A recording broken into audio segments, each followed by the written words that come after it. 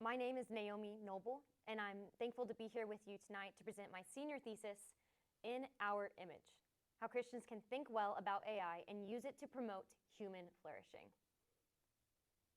Artificial intelligence mastered chess in 1997. And since then, it's been trying to master a different game: life. You see, AI is not just on its way, it's already here, infiltrating our daily lives like some silicone Trojan horse. But there's no need for you and I to brush up on our binary, because the language of our future is not going to be ones and zeros.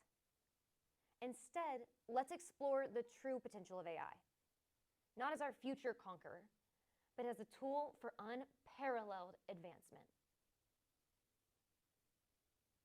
I didn't write that. Artificial intelligence did. Artificial intelligence, or AI, is the craft of training computer systems to perform tasks that typically requires human intelligence. And one of AI's latest innovations is generative artificial intelligence, or Gen AI. Gen AI is able to generate images, music, or text responses, like the one you just heard before, based off information it has learned. However, Gen AI is not exactly new. In fact, you've probably been using it for years. Spell check, Google searches, navigation, social media, spam filters are all examples of Gen AI. And highlighting this profound impact on our culture, Ray Kurzweil writes that if all the AI systems went on strike tomorrow, our civilization would be crippled. You couldn't go to the bank. In fact, all your money would disappear. Transportation, manufacturing, communication would all grind to a halt. Even in 2012, when Kurzweil wrote this, almost every single person interacted with AI daily. Now, in 2024, it's practically unavoidable. But this underlying everyday AI is hard to reconcile with the monsters you've heard about in the news. Criminals are flocking to a malicious Gen AI tool. Gen AI is out of control and creating a generational divide. This portrayal of AI in the media skews perceptions, and it instills these widespread fears about AI's potential for harm. However, most of these fears stem from a fundamental misunderstanding of what AI truly is. Contrary to some people's belief, AI is not a conscious being with nefarious intentions. It's not a villain like Hal from 2001: A Space Odyssey, and it's not a humanoid robot like Data from Star Trek. In reality, AI is a computer program that operates solely from information given by humans. It's an extension of the user's intention. It's a tool. So how should we use this tool? Well, Christians fall on many sides of this debate. Some embrace AI with open arms, while others absolutely reject it. However, there's a problem to both of these ideologies. Those who embrace AI run the risk of overlooking serious ethical considerations, while those who completely reject it fail to realize that AI is so deeply entrenched in our society that rejecting AI is tantamount to rejecting society itself. As Christians, we have to find a nuanced view and think well about AI, not rejecting it, but not diving in head first. Therefore, I contend that Christians must understand that artificial intelligence is a morally neutral tool with the immense capability to promote the intellectual, physical, and spiritual aspects of human flourishing. Through this stance, Christians can steward AI responsibly and use it to promote God's glory and kingdom. Now, when we talk about AI, lots of questions swarm our minds, and a big one is, will AI replace us? After all, AI can mimic human responses and can process at a lightning speed. Historically, humans have been the most intelligent beings. However, in this age of AI, we've been replaced. What does that say about us? For Christians, we have a secure answer. Humans are image bearers of God. We are exclusively made in the imago Dei. And we hear this theological truth in Genesis 1:26, which says, Then God said, "Let us create man in our image, after our own likeness." Being made in the image of God means that humans have an inherent value, dignity, and a unique status among all creation, not because we're the smartest or because we can process the most, but because we reflect the divine image. On this topic, Jason Thacker, a Christian philosopher, states, "Being made in God's image means that our status as image bearers is secure, and that no technological advance will ever change what it means to be made in God's image and distinct in creation." We are image bearers for our God. And that's a status that no hyper-intelligent supercomputer will ever usurp. Now, given this theological foundation, Christians can navigate AI and use it to promote human flourishing. Human flourishing is a philosophical term that roots all the way back to ancient Greece. It emanates from the Greek word eudaimonia, found in Aristotle's Nicomachean Ethics. To Aristotle, human flourishing was living life to its fullest potential, and this is done by learning virtue. Now, adopting Aristotle's philosophy, Dr. Neil Messer states that true eudaimonia from a Christian perspective. He says, "Human flourishing is understood as God's fulfillment of God's good purpose for humans. It includes a relationship with God, relationship with others, a physically embodied and integrated life, and a fitting vocation." In essence, Christians see true eudaimonia as striving to live life to its fullest potential in accordance with God's intention. In contrast to Aristotle, Christians believe eudaimonia is not simply leading a virtuous life, but glorifying and reflecting our Creator. Therefore, when considering the integration of Gen AI, Christians must determine that it aligns with our pursuit of a well-lived life, fulfilling God's good purpose. Now, this human flourishing we just talked about is actually broken down into three aspects: physical flourishing, intellectual flourishing, and spiritual flourishing. The first, physical flourishing, is more than just the mere absence of illness, and actually requires access to optimal health and awareness of one's own body. Gen AI promotes physical flourishing through its efficiency in healthcare. You see, AI's ability to efficiently process vast amounts of information can also radically optimize how we run businesses, including medical clinics. Studies show that physicians spend up to 50% of their time on patient documentation. However, a new Gen AI called HealthScribe has revolutionized this process, allowing medical personnel to turn patient comments into structured notes within seconds. So how does HealthScribe work? Well, the clinician records the visit, and the AI transcribes the patient's comments into medical notes. After the visit, the AI automatically uploads the generated notes into the patient's electronic health record. And HealthScribe not only applies to note-taking, but can also automate administrative tasks, such as rescheduling appointments or even reordering cotton swabs. Because HealthScribe is so efficient, doctors can use the time previously spent on note-taking to deeply engage with patients and gain a better work-life balance. Now, Gen AI not only enhances in medical clinics, but it also aids in medical research, improving the lives of patients and slowing the progression of diseases. Speaking on this, Dr. Paul Thompson reports that Gen AI's ability to analyze vast amounts of complex data, from brain scans to genetic information, is opening doors to personalized treatment plans and early intervention strategies that were unimaginable just a decade ago. This innovation leads to real-world benefits, particularly in neurodegenerative diseases such as Alzheimer's. Alzheimer's is a brain disease that leads to a loss of memory, language, and critical thinking skills.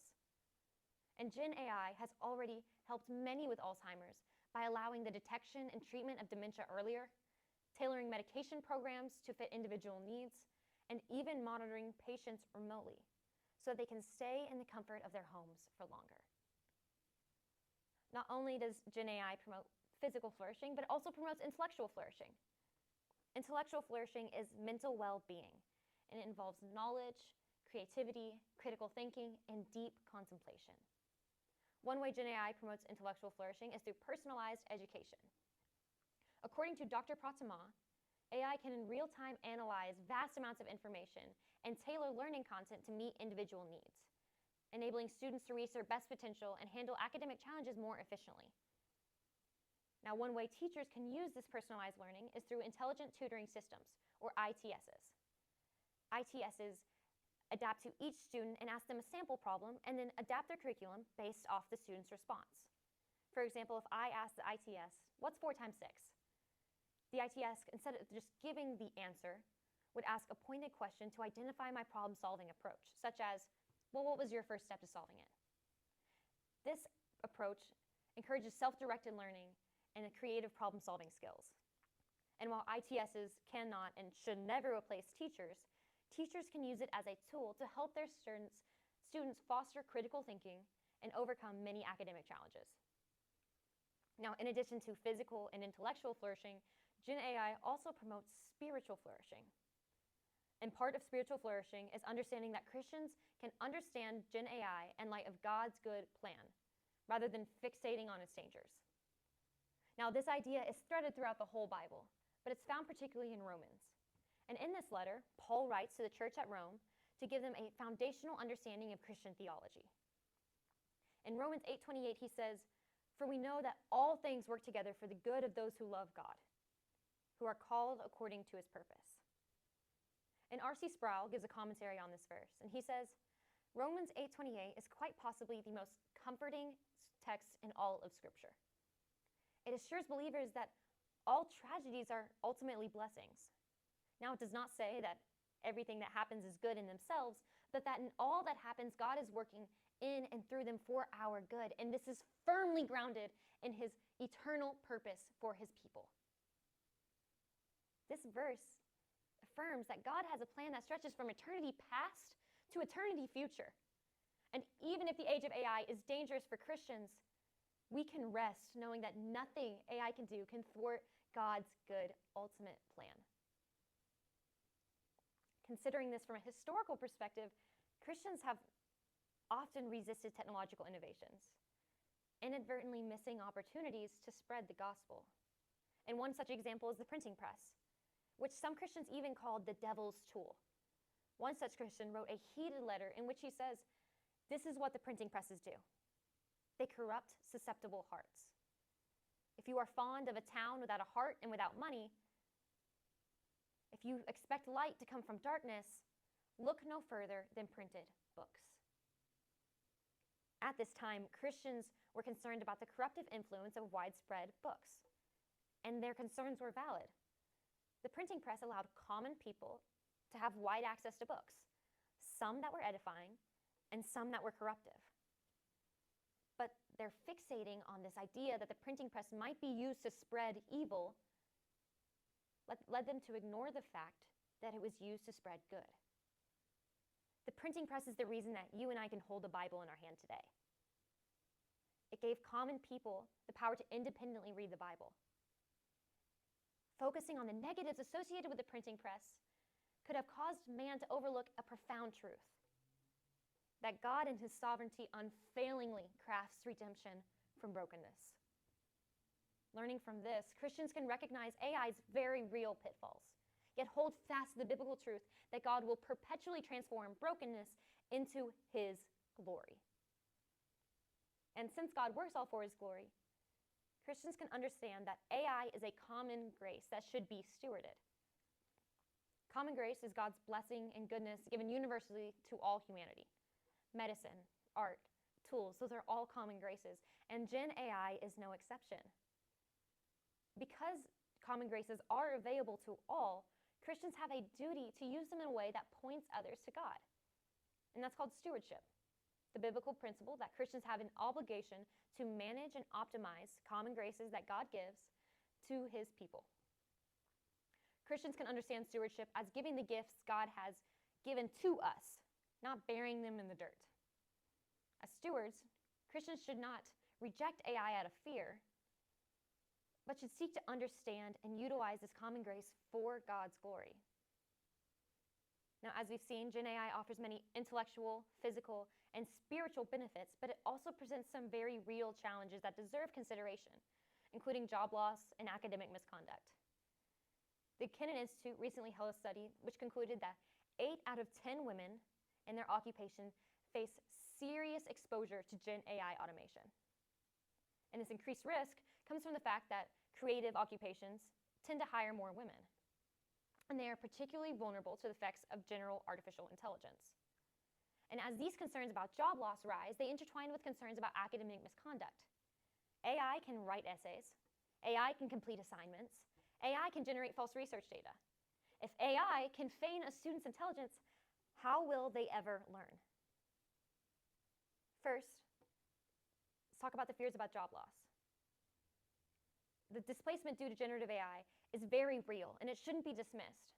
However, history has shown that major technological innovations initially caused mass fears of unemployment, but in reality created many new occupations. And a recent example is the arrival of personal computers in the 1980s, which led to roles like secretaries and paralegals feeling their jobs might be jeopardized. And while computers did end many jobs, it also created streamlined administrative work and entirely new occupations that developed and supported computer systems and software. And like this past innovation, AI will follow the same path and reshape the job landscape in complex ways, which will necessitate workforce retraining and fresh skill sets. This historical precedent is reaffirmed by a study conducted by the World Economic Forum, which states that AI will likely replace humans in 85 million jobs, but it will also create 97 million new jobs. Proactively developing transitions plans for affected workers will be crucial as AI's impact continues to unfold. Secondly, there's widespread concern that artificial intelligence may eliminate crucial skills in education, such as critical thinking or writing skills. However, historical precedents suggest that these fears may be overstated. For example, Socrates famously criticized the invention of paper, arguing it would, quote, create forgetfulness in the learner's souls because they cannot use their memories. However, you and I know that writing revolutionized how we disseminate information. And more recently, if we look at the introduction of calculators in the 1970s, and they sparked lots of worries over replacing fundamental math skills. Malcolm Gladwell, a respected journalist, tells his father's story, who was a professor at Waterloo in Canada. And his father, when faced by demands of students to use their calculators in class, he completely revised his curriculum. He took out rote calculation and made his exams pure conceptual knowledge. Similarly, while Gen AI might pose challenges for academia, it could also spur a refocusing on higher order competencies. Teachers are going to have to design new assessments. And a great one might be in-class written essays or a heavy emphasis on rhetoric, the good man speaking well. These historical examples illuminate how AI might not eliminate valuable skills, but instead encourage educators to focus on different aspects of learning. Throughout this whole thing, one thing is clear. Pandora's box has been opened once again. This time, the effects of AI are unleashed in the world. Our question can no longer be, should AI be developed? But rather, how do we navigate this age of AI? The answer is thinking well. We must think about AI properly because how we think about AI lays the foundation for how we interact with it daily. As we've seen, AI is not human and never will be. We are distinct as image bearers, a status that no technology could ever revoke. Knowing this, Christians can understand that Gen AI is a tool to be harnessed. It's neither inherently good nor inherently bad. And while it brings many fears, this tool offers unprecedented ways to promote eudaimonia, physically, intellectually, and spiritually. Gen AI promotes physical flourishing by revolutionizing healthcare. It offers intellectual flourishing through personalized learning. And spiritually, it equips Christians with tools to grow and steward technology for God's purposes. Christians can rest in the fact that AI did not take God by surprise. It's meant to be here. So how do we navigate this age of AI? We think well, understanding AI truthfully and engaging it virtuously. We now embrace technologies in our image, an image that was broken but redeemed by the Creator, flawed but transformed. Thank you.